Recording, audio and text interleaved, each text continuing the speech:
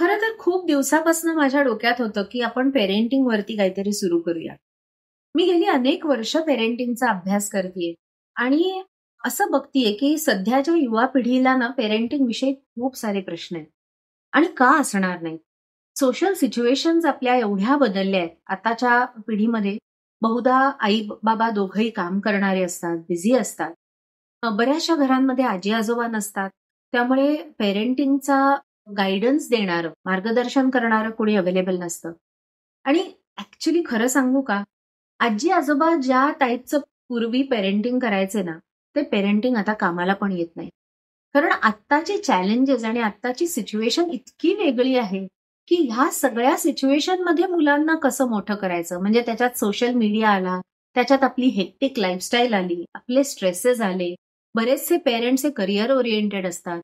मुलं उशिरा होतात, ते बिझी असतात. त्यांना शेकडो प्रकारची ऑफिस आणि पर्सनल लाईफची चॅलेंजेस असतात. या सगळ्याच्या मध्ये चांगलं पेरेंटिंग कसं करायचं? हे सांगणं आपल्या मागच्या पिढीला शक्यच नाहीये, कारण त्यांनी या टाईपची चॅलेंजेसच फेस केलेली नाहीये. आणि त्यामुळे घरी आजी-आजोबा असले ना, तरी काही वेळेला पेरेंटिंगमध्ये उलट फाईट्सच जास्त होतात. म्हणजे आई-वडिलांची आणि आजी-आजोबांची मतं पेरेंटिंगवरती इतकी टोकाची असतात, की त्यांचं जमतच नाही. आणि त्यामुळे कुठेतरी आजच्या पिढीसाठी पेरेंटिंगचं मार्गदर्शन चांगलं असायला पाहिजे, असं माझ्या डोक्यात पहिल्यापासून होतं. आणि त्या सगळ्या कारणांनी हे मी पेरेंटिंग टॉक्स चालू करते.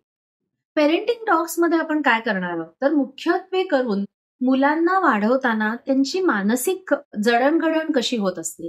आपल्याला ना फिजिकल माइलस्टोन्स माहीत असतात. मुलांना दात कधी येतात, ती बसायला केव्हा लागतात, मान केव्हा धरतात, बोलायला केव्हा लागतात, हे माहीत असतं. पण मुलांना स्वतःचा सेल्फ इमेज केव्हा डेव्हलप होते, त्यांना कॉन्फिडन्स केव्हा डेव्हलप होतो, त्यांची मोरॅलिटी केव्हा डेव्हलप होते, हे माहीत असतं आपल्याला? अजिबात नाही.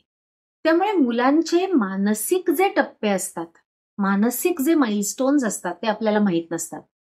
प्लस आपल्या पेरेंटिंगमुळे मुलांच्या मनावरती काय परिणाम होत आहेत वेगवेगळ्या प्रकाराने, ते आपल्याला माहीत नसतात.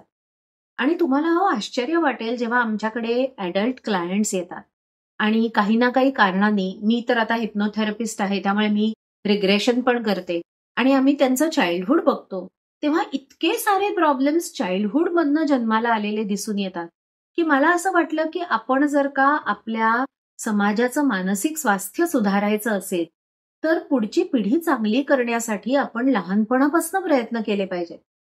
एस्पेशली भारत हा one of the youngest countries मानला जातो. म्हणजे भारताची सगळ्यात जास्त पॉप्युलेशन ही 18 ते 25 मधली असेल, तर चांगलं पेरेंटिंग जर आपण केलं, तर आपल्याला भारतामध्ये चांगली सामाजिक एक जडणघडण तयार करता येईल, एक हेल्दी कम्युनिटी तयार करता येईल, असं मला मनापासून वाटतं. त्यामुळे तुम्ही सुद्धा हे पेरेंटिंग व्हिडिओज बघा आणि तुमच्या फ्रेंड्सना सुद्धा जरूर शेअर करा, रेकमेंड करा. तर आजपासून आपण सुरू करूया पेरेंटिंग टॉक्स.